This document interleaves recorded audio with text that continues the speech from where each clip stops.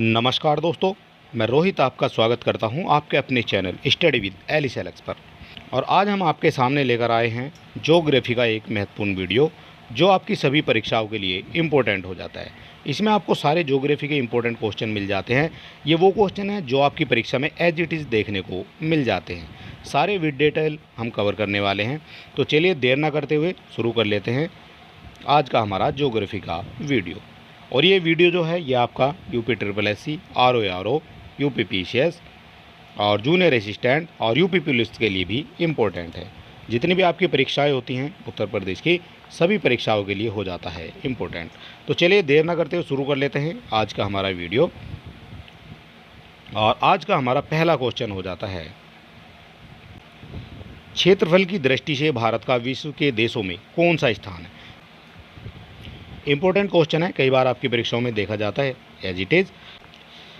तो भारत का जो स्थान है वो हो जाता है 7वां, यानी option C is the correct answer of this question. बात करेंगे सबसे पहले से 7वें नंबर तक कौन है। तो क्षेत्रफल के अनुसार जो शीर्ष 10 देश हो जाते हैं, 10 देशों की हम बात करेंगे।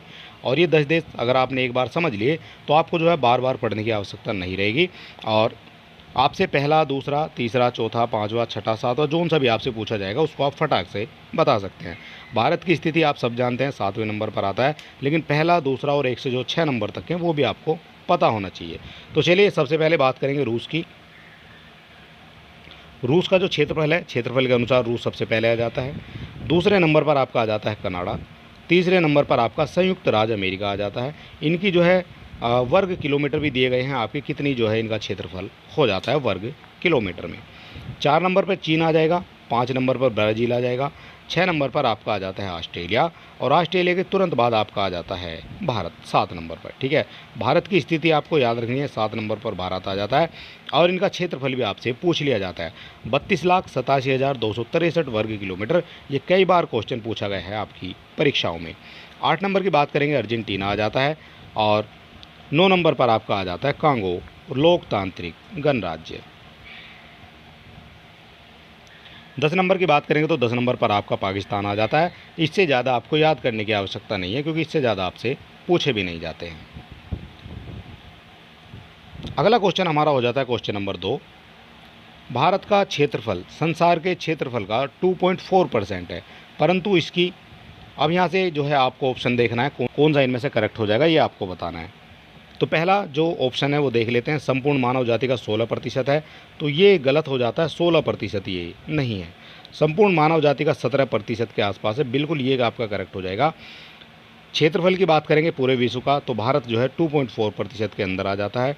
और इसकी जो संपूर्ण मानव जाति का जो जनसंख्या है वो आ जाती है लगभग 17% के आसपास।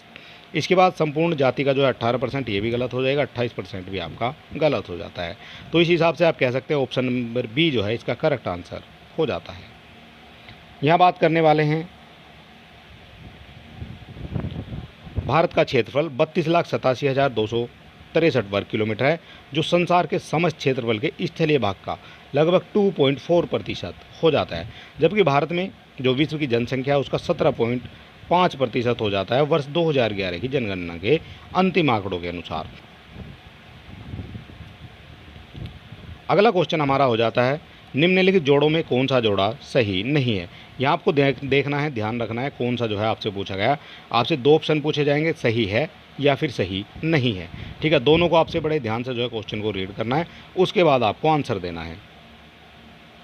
तो आपसे पूछा गया है सही कौन सा नहीं है, तो गलत आपको जो है इसमें से चूज़ करना है। तो भारत का कुल क्षेत्रफल ये हो जाता है 3.28 मिलियन वर्ग किलोमीटर, ये आपका करेक्ट हो जाता है। इसके बाद भारत का जो अक्षांशीय विस्तार है 8.8 डिग्री 4 मिनट उत्तरी से और 37 डिग्री 6 मिनट उत्तरी हो जाता है, ये भी आपका करेक्ट हो जाता है। भारत का जो रेखांशीय विस्तार है वो 68 डिग्री 7 मिनट पूर्व से और 97 डिग्री 25 मिनट पूर्वी देशांतर हो जाता है, ये भी करेक्ट हो जाएगा। भारत में राज्यों की संख्या 26, ये गलत हो जाएगा। राज्यों की संख्या 26 नहीं है भारत के अंदर। भारत के अंदर जो है 28 हो जाती है राज्यों की संख्या और 8 हो जाते हैं ये यूटी यानी यूनियन टेरिटरी, जिसको केंद्र शासित प्रदेश भी कहा जाता है। बात करेंगे 26 जनवरी 2020 से भारत में कुल 28 राज्य और 8 केंद्र शासित प्रदेश हो गए हैं। नवीनतम केंद्र शासित प्रदेश में दादरा और नगर हवेली तथा दमन और दीव ये हो जाते हैं। ठीक है, तो ये आपको याद रखना, 28 राज्य हो जाते हैं, 8 आपके हो जाते हैं केंद्र शासित प्रदेश। नेक्स्ट क्वेश्चन की बात करेंगे, भारत के लिए निम्नलिखित कथनों में से कौन सा कथन असत्य है। यहाँ भी आपको देखना है, यहाँ भी आपसे 2 पूछे जाएंगे, एक सत्य है, एक आपका असत्य है। इन चीज़ों का सबसे पहले आपको ध्यान रखना पड़ेगा आपको अपने एग्जाम में। ठीक है, असत्य या फिर सत्य। तो सबसे पहले बात करेंगे, आपसे पूछा गया है असत्य क्वेश्चन, यानी यहाँ भी आपको बताना है गलत। भारत विश्व का 7वां बड़ा देश है, ये करेक्ट हो जाएगा। भारत जनसंख्या की दृष्टि से विश्व का दूसरा बड़ा राष्ट्र है, ये भी करेक्ट हो जाएगा, क्योंकि जनसंख्या की दृष्टि से जो है पहले नंबर पर चीन आता है और दूसरे नंबर पर जो है आ जाता है भारत। इसकी भूमि की सीमा का जो विस्तार है वो 15,200 वर्ग किलोमीटर है, ये भी करेक्ट हो जाएगा। सर्वप्रथम सूर्योदय मिजोरम राज्य में होता है, ये गलत हो जाएगा, मिजोरम में जो है सूर्योदय नहीं होगा। सूर्योदय कहाँ होगा, तो जब आप भारत की स्थिति देखेंगे कुछ इस तरह से जो है ये भारत की स्थिति हो जाती है।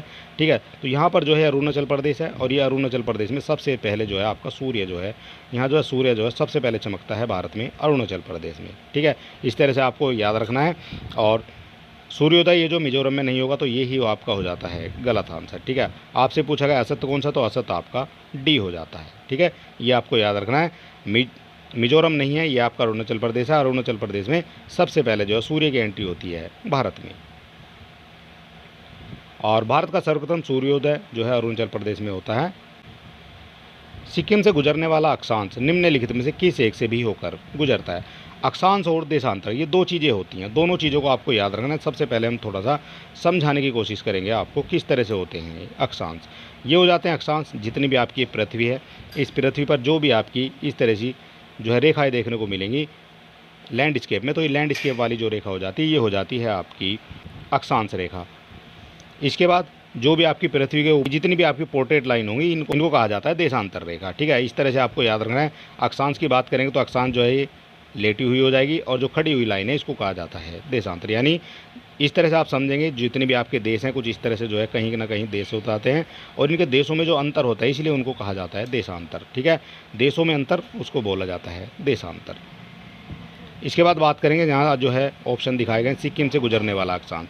तो जब भारत की स्थिति है, भारत की स्थिति आपको समझनी पड़ेगी। तो ये हो जाती है भूमध्य रेखा, इसके ऊपर की बात करेंगे, ये आपकी हो जाती है देशांतर रेखा। और इसके बाद जब आप चलेंगे थोड़ा सा उत्तर की तरफ और पूर्व की तरफ, तो यहाँ पर जो है भारत की स्थिति दिखाई गई है। भारत में जो है सबसे पहले हम बात करेंगे, आपसे पूछा गया है सिक्किम की स्थिति, तो सिक्किम जो है यहाँ पर जो है स्थित हो जाता है। जो एक कर्क रेखा है, कर्क रेखा आप देख सकते हैं यहाँ पर जो है कर्क रेखा जा रही है। ठीक है, तो इसी को जो है कर्क रेखा को जो है एक अक्षांश रेखा भी माना जाएगा, और इसी तरह से जो है ये अक्षांश रेखा चलती रहेंगी। ठीक है, ये आप जा रही हैं इस तरह से, ये अक्षांश रेखा जा रही हैं। तो जो अक्षांश रेखा आपके यहाँ सिक्किम से गुजर रही है, तो ये कहाँ से होकर गुजरेगी, तो ये राजस्थान से होकर गुजरेगी, आप देख सकते हैं। ठीक है, ये वाला जो अक्षांश है ये आपका गुजर रहा है सिक्किम से होकर, और इसके बाद ये गुजर रहा है आपका राजस्थान से होकर। ठीक है, तो यहाँ चीज़ आपको समझने वाली है, इस तरह से आप इसका आंसर लगा सकते हैं। तो जो सिक्किम से गुजरेगी वो राजस्थान से भी गुजरेगी। इसके बाद हम यहाँ जो ऑप्शन में हमें दिया गया है, ऑप्शन में हमें दिया गया है राजस्थान, ये करेक्ट हो जाएगा। पंजाब तो उसका जो है आंसर नहीं है। जो आपका सिक्किम है, सिक्किम जो है पंजाब से काफ़ी नीचे जो है ये रह जाता है, तो पंजाब इसका आंसर नहीं है, ये आपका हो जाता है गलत। इसके बाद हिमाचल प्रदेश, तो हिमाचल प्रदेश भी काफ़ी ऊपर आ जाता है, ये भी नहीं होगा।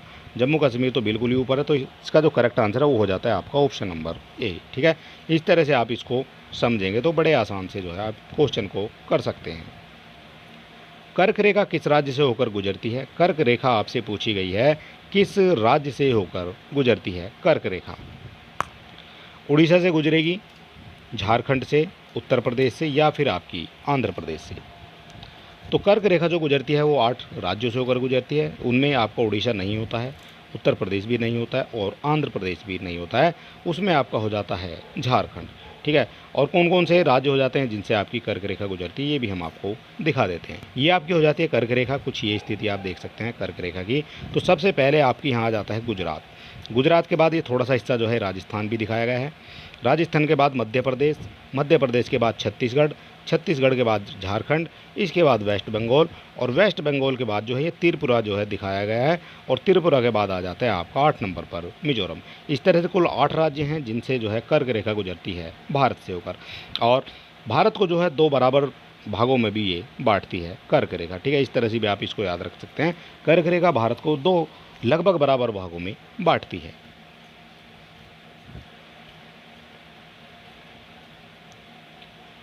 इसके बाद अगला क्वेश्चन हमारा आ जाता है कर्क रेखा से। कर्क रेखा गुजरती है तो कर्क रेखा किन जो है राज्यों से गुजरती है, ये आपसे पूछा गया। मध्य प्रदेश से गुजरती है, बिल्कुल करेक्ट हो जाएगा। त्रिपुरा से भी गुजरेगी और मिजोरम से भी गुजरेगी। और इस तरह से आपका जो है ऑप्शन नंबर डी जो है ये हो जाता है करेक्ट आंसर, क्योंकि कर्क रेखा जो है इन सभी से गुजर रही है। टोटल 8 राज्यों से आपकी कर्क रेखा गुजरती है, नाम भी हम आपको बताने वाले हैं। कितने भारतीय प्रदेशों से होकर कर्क रेखा गुजरती है, सेम क्वेश्चन आ गया है, ये क्वेश्चन आपसे पूछा गया है आपकी परीक्षा में। तो टोटल जो है 8 राज्य हो जाते हैं भारत के जिनसे होकर कर्क रेखा गुजरती है। इमेज के माध्यम से हम दिखा चुके हैं। गुजरात 1 नंबर पर आ जाएगा, 2 नंबर पर राजस्थान, 3 नंबर पर मध्य प्रदेश, 4 पर छत्तीसगढ़, 5 पर झारखंड, 6 नंबर पर पश्चिम बंगाल, 7 पर आ जाता है त्रिपुरा और 8 पर आ जाता है आपका मिजोरम। इस तरह से टोटल 8 राज्य हो जाते हैं जिनसे होकर आपकी गुजरती है कर्क रेखा। ये सारे क्वेश्चन इंपॉर्टेंट हैं आपकी सभी परीक्षाओं के लिए। आप जो है किसी का भी एग्जाम दे रहे हैं जिसमें आपकी ज्योग्राफी पूछी जाती है, उसमें ये क्वेश्चन आपसे पूछ लिए जाएंगे। निम्नलिखित में से किस राज्य में से कर्क रेखा नहीं गुजरती, यहाँ आपको देखना है, क्वेश्चन को बड़े ध्यान से आपको पढ़ना है। कर्क रेखा नहीं गुजरती है तो त्रिपुरा से गुजरती है, ये हम देख चुके हैं। छत्तीसगढ़ से भी गुजरती है, मिजोरम से गुजरती है, लेकिन मणिपुर जो है ये मिजोरम के ऊपर होता है, तो यहाँ से जो है कर्क रेखा नहीं गुजरती है। तो ऑप्शन नंबर सी जो है इसका हो जाता है करेक्ट आंसर। ठीक है, इसके बाद अगला क्वेश्चन हमारा आ जाता है, कौन सा महत्वपूर्ण अक्षांश, अक्षांश हमने आपको बताया जो अक्ष जो लेटी हुई रेखा ये होती है आपकी अक्षांश। तो अक्षांश जो है भारत को 2 बराबर भागों में विभाजित करता है।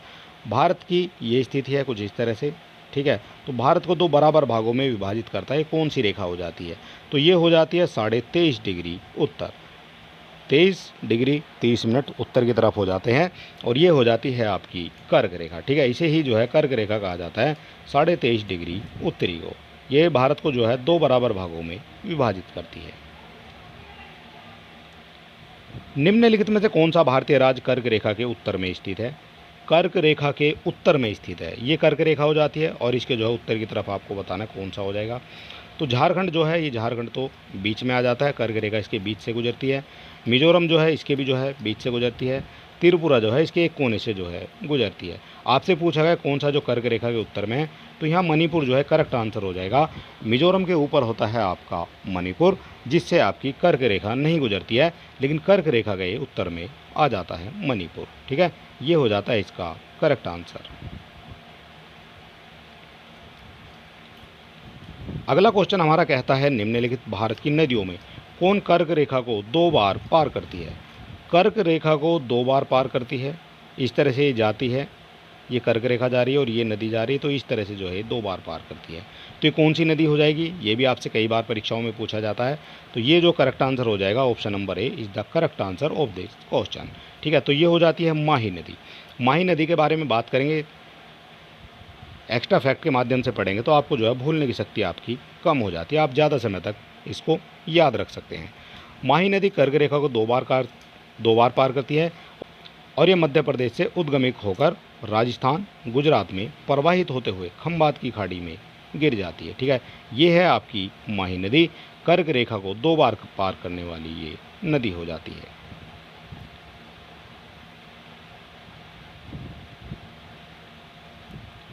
गुजरात के सबसे पश्चिमी गांव, ये आपका भारत हो जाता है, ये आपका गुजरात आ जाता है। तो गुजरात का जो सबसे पश्चिमी गांव है, और अरुणाचल के सबसे पूर्वी छोर, ये आपका अरुणाचल प्रदेश हो जाता है, इसका जो पूर्वी छोर है ये आपको देखना है। और इसकी जो वालांग के समय में कितने घंटे का अंतर है, यहाँ पर एक जगह है वालांग, यहाँ से जो है गुजरात के सबसे पश्चिमी गांव से और वालांग तक में जो है कितने घंटे का अंतराल है, कितने घंटे का अंतराल होता है ये आपको बताना है। भारत के पूर्वी छोर से और पश्चिमी छोर तक का जो टाइम है वो हो जाता है आपका लगभग 2 घंटा। ठीक है, 2 घंटे का यहाँ से यहाँ तक जो है समय लगता है आपको पहुँचने में। यहाँ जो है दिखाया गया है, ये आपका अरुणाचल प्रदेश, यहाँ सबसे जो पूर्वी इसका हो जाता है क्षेत्र वो हो जाता है वालांग, और गुजरात में आपका हो जाता है यहाँ जो है पश्चिमी गुजरात में, और पूर्वी जो है अरुणाचल प्रदेश में। तो यहाँ से यहाँ तक की जो स्थिति है ये आपकी हो जाती है लगभग 2 घंटे की दूरी। इसके बाद अगला क्वेश्चन आ जाता है हमारा, भारतीय मानक समय की यामी उत्तर नहीं गुजरती है। जो यामी उत्तर है, जो भारतीय मानक समय है, ये आपका भारत हो जाता है, और ये जो यामी उत्तर गुजरती है ये आपकी कहाँ से नहीं गुजरती है। आंध्र प्रदेश से ये गुजरेगी, ये टोटल जो है 5 राज्यों से होकर गुजरती है। छत्तीसगढ़ से भी गुजरेगी और उत्तर प्रदेश से भी गुजरेगी, लेकिन महाराष्ट्र जो है साइड में आ जाता है, तो महाराष्ट्र से होकर जो है ये नहीं गुजरती है। Option C is the correct answer. इसके बाद बात करेंगे थोड़ा सा इसके बारे में और दिखाने की कोशिश करेंगे ये जो है कहाँ कहाँ से गुजरती है। भारतीय मानक समय की यामी उत्तर रेखा उत्तर प्रदेश, मध्य प्रदेश, छत्तीसगढ़, उड़ीसा, आंध्र प्रदेश से गुजरती है। यानी कि आप कह सकते हैं ये आपके 5 राज्य हो जाते हैं जिनसे होकर गुजरती है आपकी यामी उत्तर रेखा, और यह महाराष्ट्र से नहीं गुजरती है। ठीक है, इस तरह से आपको याद रखना है। तो सबसे पहले हम देख लेते हैं उत्तर प्रदेश।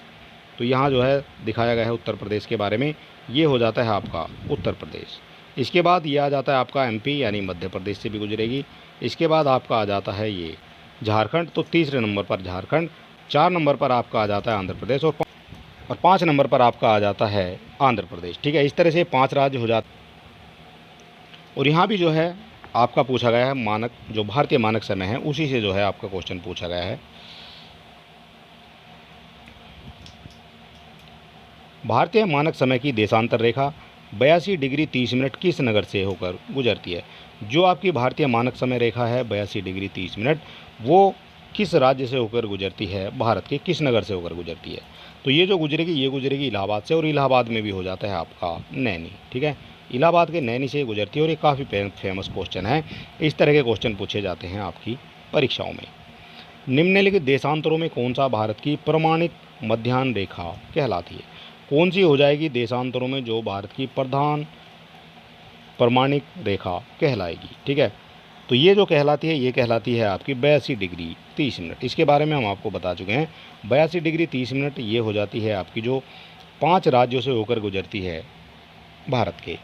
ठीक है, ये हम आपको बता चुके हैं कौन कौन से वो राज्य हो जाते हैं। सबसे पहले आपका हो जाता है उत्तर प्रदेश, दूसरे नंबर पर हो जाता है मध्य प्रदेश, तीसरे नंबर पर झारखंड, 4 नंबर पर उड़ीसा और 5 नंबर पर आंध्र प्रदेश। ठीक है, इस तरह से 5 राज्यों से होकर गुजरती है। और यहाँ की उत्तर प्रदेश की बात करेंगे तो ये जो क्षेत्र है ये आपका हो जाता है इलाहाबाद का नैनी। इसके बाद अगला क्वेश्चन हमारा हो जाता है भारतीय मानक समय यानी IST निम्नलिखित स्थानों में से किससे समीप से लिया गया है? किसके समीप से लिया गया है निम्नलिखित में से, ये आपको बताना है। तो हमने आपको अभी बता दिया, ये आपका हो जाता है ऑप्शन नंबर ए यानी इलाहाबाद के नैनी से लिया गया है आपका इंडियन स्टैंडर्ड टाइम। ठीक है, भारतीय मानक समय ये आपका इलाहाबाद के नैनी से लिया गया है उत्तर प्रदेश में। भारतीय मानक समय यानी IST एवं ग्रीनविच माध्य समय यानी GMT में अंतर पाया जाता है। कितना अंतर पाया जाता है IST और GMT में? ये भी क्वेश्चन कई बार आपकी परीक्षाओं में पूछा जाता है। तो ये पाया जाता है आपका 5.5 घंटे का जो है अंतर पाया जाता है दोनों में, IST और GMT में। और यहाँ जो है थोड़ा सा मैप के माध्यम से समझाने की कोशिश करेंगे। सबसे पहले आपको बड़े ध्यान से देखना है, ये आपकी GMT हो जाती है। ठीक है, तो इस तरह से ये आपकी GMT हो जाती है और इंडिया में आपकी हो जाती है IST। ठीक है, तो यहाँ से जब यहाँ तक की बात करेंगे तो इसमें जो अंतर पूछा गया है, तो इसमें अंतर पूछा गया है आपका 5.5 घंटे का। ठीक है, ये जो अंतर है ये आपका हो जाता है 5.5 घंटे का।